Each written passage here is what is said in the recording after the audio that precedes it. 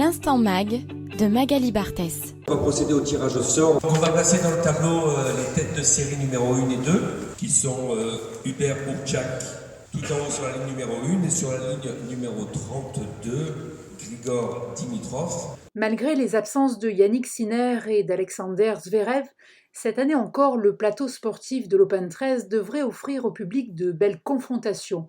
Jean-François Cojol, fondateur et directeur du tournoi, se veut circonspect sur son verdict final. En cette édition 2024, le plateau sportif est relevé avec tout d'abord le Polonais Hubert Hurkacz qui défendra son titre. Alors quel joueur pourra le détrôner? Un Dimitrov en pleine forme ou Karen Khachanov ou peut-être le numéro 2 français Hugo Humbert? Oui, en fait, les joueurs que vous avez cités sont les favoris sur le papier, c'est sûr. Mais je pense que vu la densité du tournoi, il peut y avoir des surprises.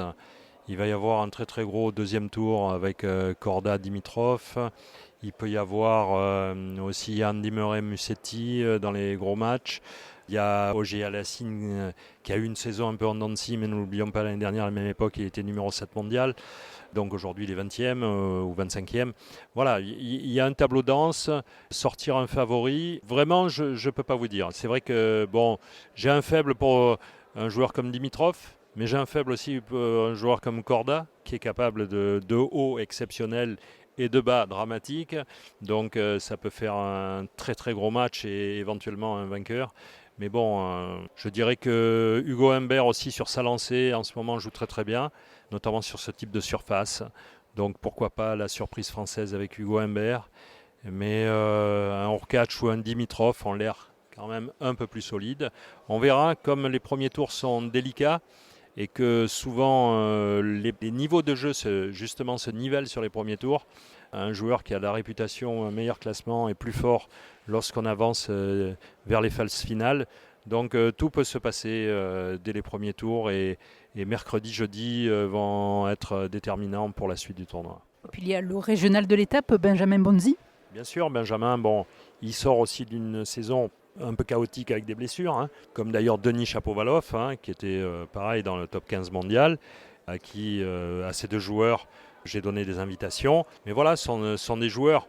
Encore une fois, le niveau est tel que sur un match, il peut se passer beaucoup de choses. Et quand la confiance arrive, suite à une belle victoire, tout peut arriver. Donc, miser sur un joueur, miser sur une finale, c'est pas possible. Un petit mot sur Grégoire Barrère. Grégoire Barrère, au-delà du fait que c'est un garçon adorable, il a un jeu spectaculaire. Je me souviens, il y a 3 ans, il aurait dû battre Yannick Sinner ici, puisqu'il avait servi pour le match. Mais j'en reviens toujours aux mêmes choses. C'est qu'un joueur qui est 60e mondial, 70e mondial sur un match peut battre n'importe quel joueur, même dans le top 5.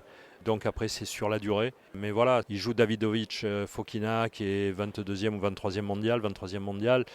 Gros match, mais si j'avais à miser sur ce match, oui, je mettrais Greg. Je pense que son jeu s'adapte un peu mieux à cette surface, même si Fokina est capable lui aussi de haut et de bas. Alors comment se portent nos Français cette année?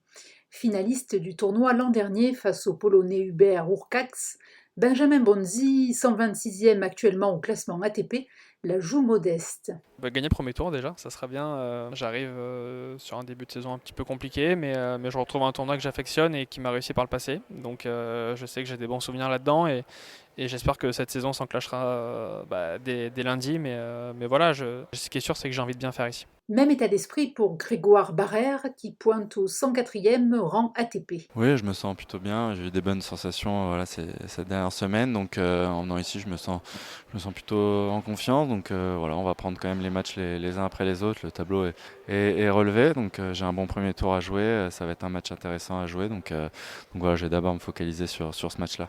Et avec le public marseillais, c'est toujours une bonne opportunité aussi. Il y a toujours du monde qui vient nous soutenir pendant les matchs ici, donc c'est vraiment très sympa. Ça nous donne une énergie aussi supplémentaire pour nous dépasser et aller chercher des bonnes victoires. C'est important pour nous que les gens viennent nous soutenir. Donc c'est toujours le cas ici à Marseille.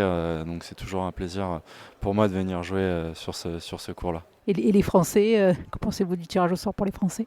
C'est un bon tableau, de toute manière, voilà, c'est homogène. Les Français jouent toujours bien à Marseille, donc j'espère que ça va continuer cette année, mais il y a de très bonnes chances pour tous les Français. Et voilà, on a aussi Hugo Humbert qui est un peu notre tête de lance aujourd'hui, qui est numéro 2, mais il se joue à la place à 1 ou 2 places à chaque fois avec Manarino. Donc voilà, c'est un bon tournoi à relever et j'espère que tous les Français iront très loin. Et ce tournoi représente aussi un intérêt pour la Ligue de tennis Provence-Alpes-Côte d'Azur et tous ses acteurs bénévoles et professionnels détecteurs des talents de demain. Dominique Arnaldi, présidente du comité 13 tennis et vice-présidente de la Ligue, nous le confirme. Nous avons, dans notre comité, 170 clubs et c'est vrai que ce tournoi, c'est une belle opportunité pour nous pour faire découvrir le tennis de haut niveau à tous nos jeunes qui sont quand même, nous en avons certains qui sont entraînés, qui sont des petits ou des futurs espoirs potentiels et c'est vraiment une très très belle vitrine pour eux. Et ce tournoi est une opportunité pour la Ligue. Oui, parce que dans tous les départements ou dans toutes les ligues, il n'y a pas ce genre de tournoi et c'est quand même un tournoi qui est à l'international maintenant. Donc effectivement, c'est très important et c'est vraiment une belle opportunité pour notre ligue actuellement.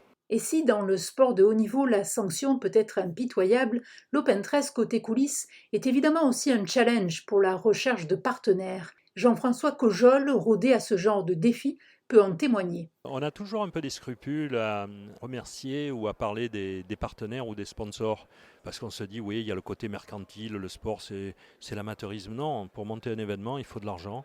Pour qu'un événement soit de qualité, il faut des sportifs, des athlètes. Et pour que ces athlètes puissent venir et que l'on puisse réaliser tout le montage que l'on doit et tous les standards qu'on doit suivre, il faut de l'argent. Cet argent, on va le chercher auprès des partenaires commerciaux, privés, mais surtout auprès de la collectivité. Et c'est vrai qu'avoir depuis autant d'années, depuis 32 ans maintenant, le département des Bouches-du-Rhône à nos côtés, la confiance de la part de la collectivité, mais aussi la ville de Marseille qui est présente à nos côtés. Et depuis la création du tournoi, quelles que soient les sensibilités politiques, moi je dis et j'insiste sur un remerciement très très important sur la collectivité qui est partenaire principal de notre événement, donc sur le département des Bouches-du-Rhône. Ce sont des choix volontaristes parce que ça ne rentre pas dans les missions ni du département des Bouches-du-Rhône ni dans la ville de Marseille. Mais voilà, c'est la promotion du sport et c'est la promotion en fait de notre ville et de notre département. L'Open 13 s'illustre aussi par des animations organisées par le conseil départemental, partenaire principal et historique du tournoi.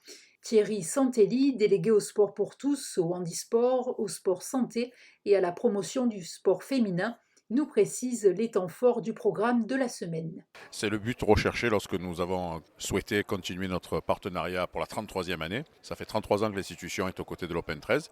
C'est un événement sportif qui compte sur le calendrier international, mais c'est une façon pour nous aussi d'inviter des clubs de quartier, des gens qui sont en difficulté et des personnes qui n'ont pas accès au tennis. Bel âge, collégiens, associations sportives, Marseillais tout simplement. Et tous ceux qui souhaitent venir et qui ont la possibilité de venir et qui aiment le tennis sont les bienvenus. Nous invitons beaucoup de monde effectivement. Quelque chose à rajouter Rajouter oui sur la qualité du tirage. On s'aperçoit que cette année encore, il y a des sportifs de niveau élevé qui ont déjà gagné ce tournoi et puis des personnalités moins connues, ce qui fait la particularité de ce tournoi. Et puis un plateau réussi, une bonne ambiance et j'espère que ça sera une 33e année réussie, en tout cas pour nous. Et dès ce soir, des animations sport et handicap avec du tennis fauteuil sont proposées à 17h45 et mardi à la même heure. Les personnes sourdes et malentendantes pourront bénéficier d'une démonstration de tennis adaptée. Alors évidemment, nos espoirs sont grands de voir nos Français aller loin dans le tournoi. Et parmi les affiches à retenir, Benjamin Bonzi face à Alexander Shevchenko, Grégoire Barrère se mesurera à Alejandro Davidovich Fokina et Richard Gasquet à Roberto Bautista Agut. À noter aussi la présence du triple vainqueur du Grand Chelem, le Britannique Andy Murray, qui affrontera le Tchèque Tomáš Mačák. Et pour plus d'informations sur l'Open 13, n'hésitez pas à consulter le site open13.fr et sur les réseaux Open 13 Provence.